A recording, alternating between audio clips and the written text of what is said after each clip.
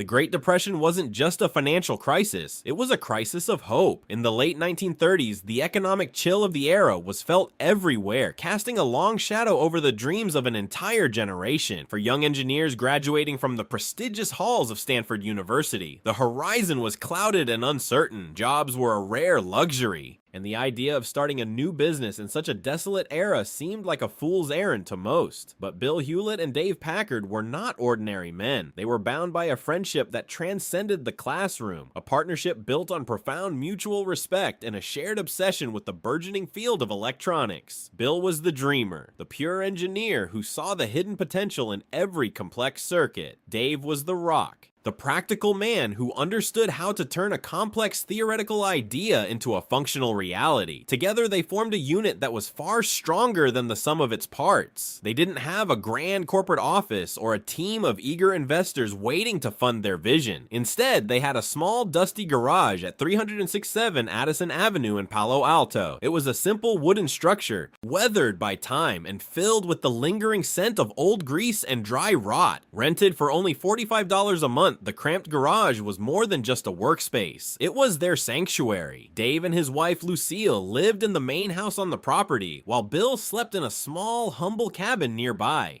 Every morning, they would congregate in that narrow space, surrounded by makeshift tools and a growing collection of discarded parts. Their motivation was pure and primal. In a world that was fractured by economic despair, they wanted to build something meaningful that would last. They weren't chasing a massive fortune, they were chasing the thrill of discovery and the satisfaction of solving technical problems that no one else could. However, the early months were a grueling test of their resolve. They struggled to find a focus for the company, acting as scientific mercenaries for anyone who could offer them work. Their identity as a brand was a scattered mosaic of strange, unrelated inventions. They spent long nights developing electronic sensors for local bowling alleys to ensure fair play, and even longer hours perfecting a specialized device to help harmonica players stay in perfect tune. They even toyed with a motor control for telescopes and a weight loss machine that utilized mild electric shocks to stimulate muscles. It was a frantic and sometimes desperate existence. Each project was a gamble, a way to keep the lights on for just one more week while they searched for their true purpose. They were brilliant, but they were also unguided, drifting through a sea of minor inventions without a true north to follow. The moment they finally decided to make the partnership official was marked by a simple, quiet gesture that would eventually define the history of Silicon Valley. They knew they needed a name, something to anchor their venture into the world. Standing in the dim light of the dusty garage, they decided to let a simple coin decide the order of their names, not as a competition, but as an act of absolute trust.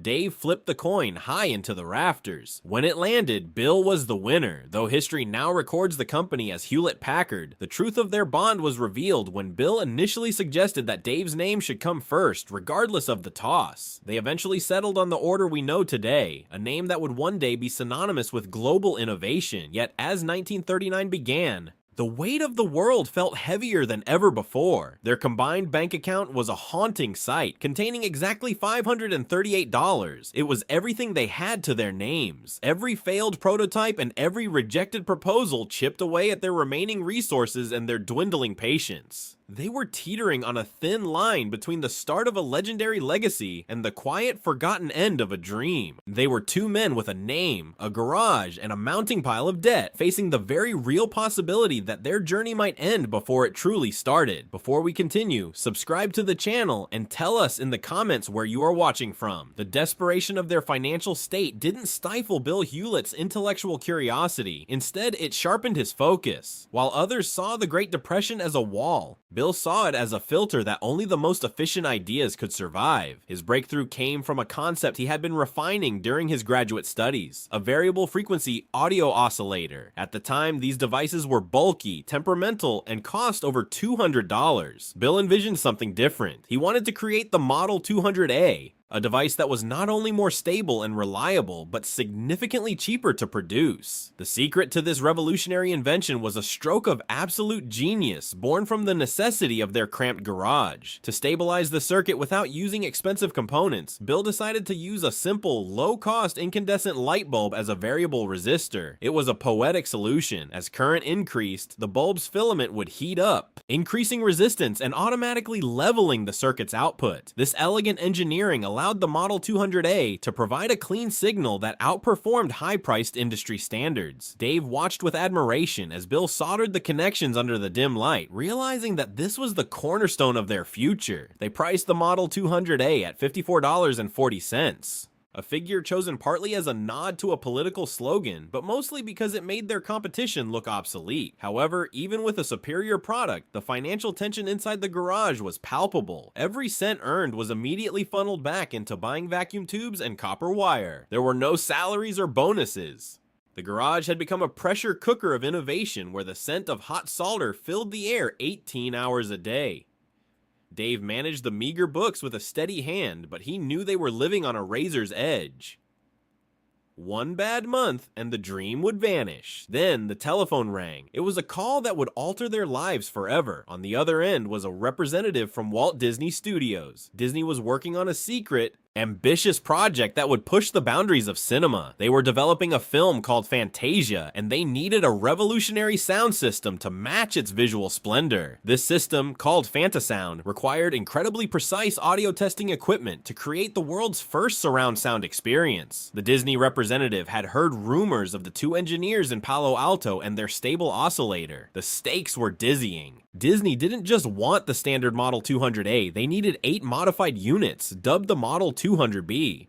These units had to meet rigorous technical requirements they had never attempted. For a startup operating out of a garage, a contract with Disney was both a miracle and a terrifying challenge. If they could satisfy one of the world's most innovative companies, they would be cemented as a legitimate force. If they failed, they would lose their most significant opportunity and likely their entire investment. The following weeks were a blur of frantic engineering. Bill and Dave worked side by side, refining the 200B units to meet Disney's exacting standards. They were no longer just building tools, they were building the future of entertainment. The pressure was immense. Every resistor checked and every wire coiled carried the weight of their survival.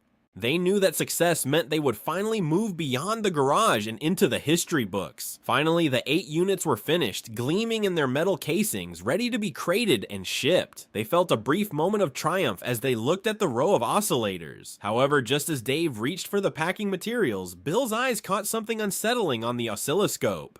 A jagged line where there should have been a smooth wave. He adjusted the dial, his heart sinking. A subtle but catastrophic technical flaw was manifesting. A flaw that had gone unnoticed, but was now threatening to ruin the entire shipment. With the Disney deadline looming, the duo stood frozen, realizing the deal of a lifetime was about to shatter in their hands. The air in the garage was thick with the scent of ozone and the heavy weight of looming failure. Bill Hewlett stared at the erratic green pulse on the oscilloscope, his mind racing through 1,000 circuit permutations. This wasn't just a technical glitch, it was the potential end of everything they had built. Dave Packard didn't panic. Instead, he pulled a stool closer, his presence a steadying force in the dim light. They didn't point fingers or lament their luck, they simply went to work. This was the first true test of what would later be known as the HP way, a philosophy rooted in the belief that people, when given the right tools and trust, can solve any problem. Together, they dissected the Model 200B, tracing every wire and testing every soldered joint with surgical precision. Hours bled into the early morning until Bill finally identified a minute grounding issue caused by the new metal casings. With a steady hand and a final perfect weld, the jagged line on the screen smoothed into a pure, unwavering sine wave. They had saved the deal not through corporate hierarchy, but through sheer technical brilliance and collaborative grit. The shipment reached Disney Studios just in time. When the 8 oscillators were integrated into the revolutionary Fantasound system, the results were nothing short of magical. As the sweeping orchestral scores of Fantasia filled the theaters with unprecedented clarity and depth, Bill and Dave's invention became the heartbeat of a cinematic revolution. Disney's success was their success. The validation was absolute. The check they received wasn't just payment for a product. It was the fuel for a future they could finally see. They were no longer just 2 graduates with a hobby, they were pioneers of a new industry. The oscillators were more than machines, they were proof that their unorthodox approach to engineering could withstand the highest pressures of Hollywood's most ambitious production. By 1940, the garage at 367 Addison Avenue had become too small to contain their expanding ambition.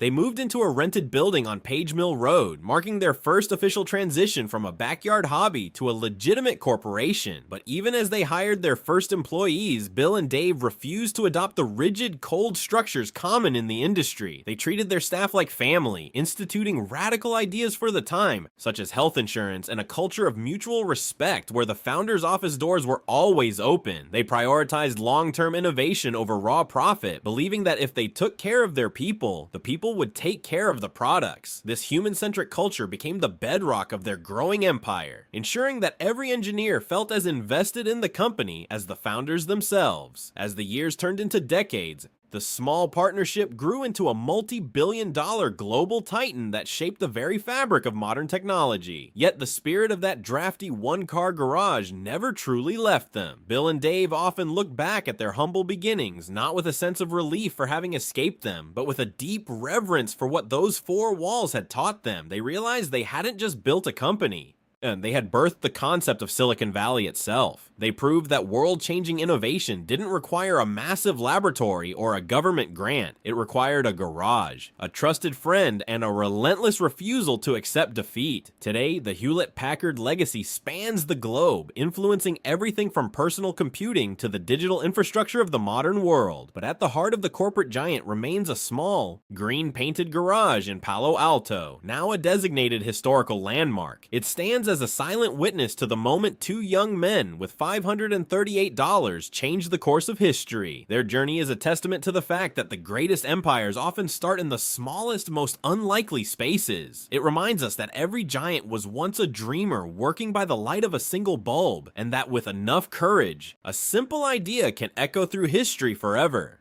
Bill and Dave didn't just build electronics, they built a blueprint for the future, proving that greatness is not about where you start, but about the vision you have the courage to pursue. They showed the world that a partnership built on trust and a passion for excellence could survive any depression and overcome any obstacle. The legacy of the garage is a reminder to every creator that the future belongs to those who dare to build it with their own two